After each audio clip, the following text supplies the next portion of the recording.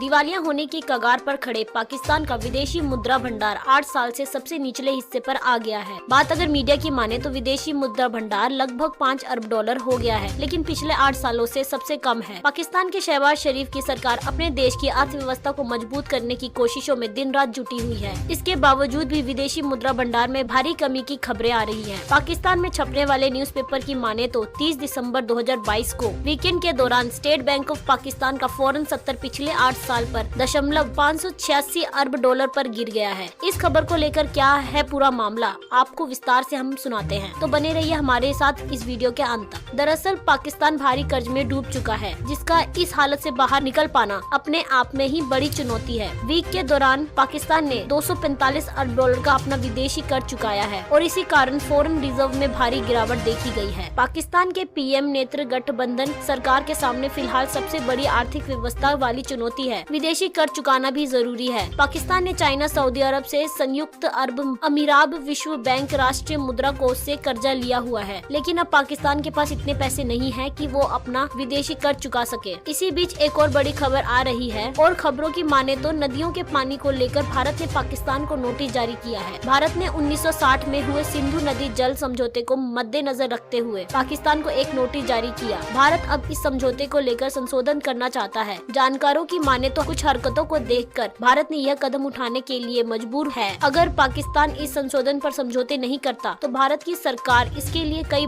कड़ा कदम उठा सकती है। सिंधु जल समझौता रद्द किया जा सकता है। ऐसे में पाकिस्तान पानी की एक बूंद को तरस सकता है। आपकी ज्यादा जानकारी के लिए बता दें कि भारत और पाकिस्तान के बीच 1960 में सिंधु जल संधि हुई थी। इस संशोधन के लिए भारत ने पाकिस्तान को नोटिस जारी किया है। सूत्रों की माने तो यह नोटिस इस्लामाबाद में पाकिस्तान द्वारा संधि को लागू करने को लेकर अपने रुख पर अड़े रहने के कारण जारी किया गया है। यह नोटिस सिंधु जल संबंधी आयुक्तों के माध्यम से 25 जनवरी को पाकिस्तान को भेजा गया है। पाकिस्तान के साथ हुई इस सिंधु जल संधि को और उसकी भावना को लेकर भारत अक्सर अपना योगदान, समर्थन, जिम्मेदारी साझेदार रहा है, लेकिन आपको पाकिस्तान का पता ही है, सबसे पंगा लेने में आगे होता है और फिर बाद में उन्हीं से भीख मांग रहा होता है। पाकिस्तान की कुछ कार्रवाइयों ने सिंधु जल संधि को लेकर अपने प्रावधानों और इसे लागू करने का प्रतिकूल प्रभाव डाला है। अब इसीलिए भारत को संशोधन में नोटिस जारी करने के लिए मजबूर होना पड़ा। इससे पाकिस्तान की मुश्किलें और बढ़ सकती है। इसके रिलेटेड आपको इसके इफेक्ट भी बता देते हैं कि भारत और पाक में 9 सालों की लंबी बातचीत के दौरान 1960 में सिंधु जल संधि पर हस्ताक्षर किए थे। वर्ल्ड बैंक भी इस संधि हस्ताक्षर में शामिल था। इस संधि के मुताबिक कि उपवादों को छोड़कर सारी पूर्व नदियों का पानी भारत बिना रोक टोक के इस्तेमाल कर सकता है। भारत से जुड़े प्रावधानों के तहत रावी, सतलुज और ब्यास नदियों के पानी का इस्तेमाल परिवहन, बिजली और खेती करने के लिए भारत को दिया गया है। 2015 में भारत ने पाक के भारतीय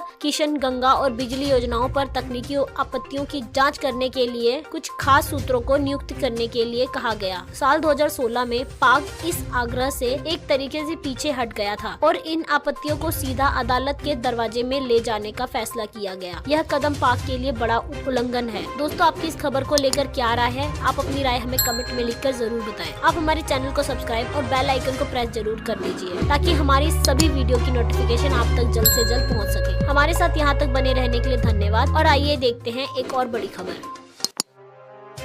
जबरदस्त एक्शन में आया भारत, 2 देशों को बचाने दौड़े जयशंकर। दोस्तों, अब जब चीन ने भारत के पड़ोसी देशों को परेशान करना शुरू किया है तो भारत सरकार भी तुरंत एक्शन में आ गई है। अचानक चीन की जकड़ में आए 2 पड़ोसी देशों को बचाने की तैयारी शुरू कर दी है और इसके लिए भारत के विदेशी मंत्री एस जयशंकर देश से रवाना हो चुके हैं। क्या है पूरी खबर और कौन है वह 2 देश जिनकी मदद के लिए भारत सामने आया है? चलिए देखते हैं इन सभी के बारे में विस्तार से। दोस्तों, भारत अब अपने सभी पड़ोसी देशों को लेकर फिर से चौकन्ना हो गया है। इसी कड़ी में विदेश मंत्री एस जयशंकर की लिस्ट से मालदीव और श्रीलंका हैं। एस जयशंकर अब अपने सारे कूटनीति हथियार लेकर सबसे पहले मालदीव पहुंचना जरूरी भी था, क्योंकि मालदीव से चुनाव होने वाले हैं और वहां पर चीन पूरी तरह से सक्रिय हो गया है। ऐसे में भारत नहीं चाहता कि नेपाल की तरह मालदीव भी उसके हाथ से निकल जाए। इसीलिए एस जयशंकर की मालदीव यात्रा काफी अहम मानी जाती है। मालदीव के बारे में विदेश मंत्री एस जयशंकर श्रीलंका भी पहुँच रहे हैं, जो चीन के कर्ज तले तबाह हो चुका है। ऐसे में संकट में फंसे मालदीव और श्रीलंका दोनों ने ही भारत से मदद मांगी है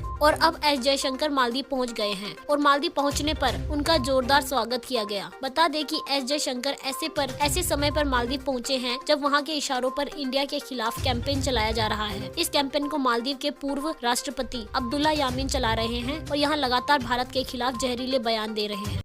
अब्दुल्ला यामीन की पार्टी के एक नेता ने भारतीय दूतावास पर हमले की साजिश तक की थी। अब्दुल्ला यामीन चाहते हैं कि किसी तरह से जल्द होने वाले आम चुनावों में भारत समर्थन इब्राहिम मोहम्मद के वर्तमान सरकार को हटाया जा सके और इसके लिए अब्दुल्ला यामीन को चीन की तरफ से पूरा साथ मिल रहा है। बहरहाल है जयशंकर मालदीव के बाद श्रीलंका जा रहे हैं। श्रीलंका भी इस समय काफी गंभीर आर्थिक संकट से जूझ रहा है। भारत ने पिछले कुछ महीनों से श्रीलंका को बचाने के लिए अरबों डॉलर की मदद भेजी है। श्रीलंका चीनी कर्ज के जाल में फंसकर कुछ भी नहीं कर पा रहा है और इसीलिए उसने भारत से मदद मांगी है। देश को बचाने के लिए श्रीलंका की सरकार को IMF से 2.9 अरब डॉलर का कर्ज लेना है और इसके लिए IMF ने कुछ शर्तें रखी है और इन्हीं शर्तों को पूरा करने के लिए श्रीलंका अपने कर्जदाता देशों यानी कि चीन, जापान और भारत से वित्तीय आश्वासन चाहता है। IMF ने श्रीलंका को साफ कर दिया है कि अगर उसे पैसा चाहिए तो वह भारत चीन से अपने लोन को रिस्ट्रक्चर करवाए। लोन रिस्ट्रक्चरिंग का सीधा मतलब लोन की मौजूदा शर्तों को बदलना होता है। जब कोई अपना लोन चुकाने में असमर्थ होता है तो उसे लोन रिस्ट्रक्चर का विकल्प दिया जा सकता है। रिस्ट्रक्चरिंग में लोन की रीपेमेंट की अवधि बढ़ाई जा सकती है या फिर इंटरेस्ट रेट में कुछ रियायतें ही दी जा सकती है। जानकारी के मुताबिक भारत कर्ज कम करने को तैयार है, लेकिन चीन की तरफ से अभी कोई जवाब नहीं आ रहा है। इसीलिए अब भारत श्रीलंका की सबसे बड़ी जरूरत बन गया है और इसी वजह से भारत की तरफ से विदेश मंत्री एस जयशंकर पहले मालदीव गए थे और अब वह जल्द ही लोन से जुड़ा जो मसला है इसको हल करने और श्रीलंका की मदद करने के लिए जा रहे हैं। और ऐसे में इस समय भारत इन दोनों देशों के मददगार के रूप में उभर कर आया है, क्योंकि चीन अब इन दोनों देशों की मदद नहीं कर रहा है। तो दोस्तों, ऐसे में इस खबर के बारे में आपकी क्या राय है, हमें कमेंट करके जरूर बताएं और अब आपको बताते हैं ऐसी ही एक और बड़ी खबर।